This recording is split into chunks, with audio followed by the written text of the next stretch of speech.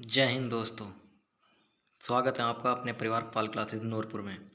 तो चलिए आज बात कर लेते हैं टॉप 10 क्वेश्चन सीरीज, जो एग्ज़ाम की दृष्टि से बहुत ज़्यादा पूछे जाने वाले प्रश्न हैं। तो चलिए शुरू करते हैं हम अपना पहला प्रश्न। तो हमारा पहला प्रश्न ये है कि खट्टे फलों में कौन सा एसिड पाया जाता है। खट्टे फलों में कौन सा एसिड पाया जाता है? तो उस खट्टे फलों में पाया जाता है भैया साइट्रिक एसिड।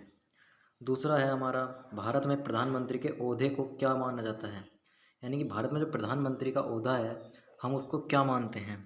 तो भैया हम प्रधानमंत्री के ओहदे को कार्यकारी प्रमुख मानते हैं। क्या मानते हैं? कार्यकारी प्रमुख मानते हैं। तीसरा सवाल है, ताजमहल बीबी का मकबरा एतमा उद्दौला किस चीज़ की स्मारक है? ये भैया किस चीज़ की स्मारक है? तो ये एक मृत व्यक्ति की स्मारक है। याद रखना, ये एक मृत व्यक्ति की स्मारक है।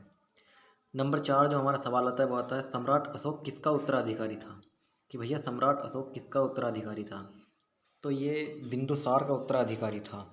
एक बिंबिसार भी है, लेकिन बिंबिसार नहीं, हमें बिंदुसार रखना है याद, ठीक है।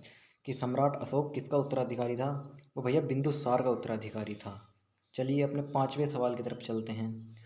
पांचवा हमारा सवाल यह है, भारतीय संविधान को पहली बार कब संशोधित किया गया? भारतीय संविधान को पहली बार कब संशोधित किया गया? तो भैया वो 1950 में किया गया था।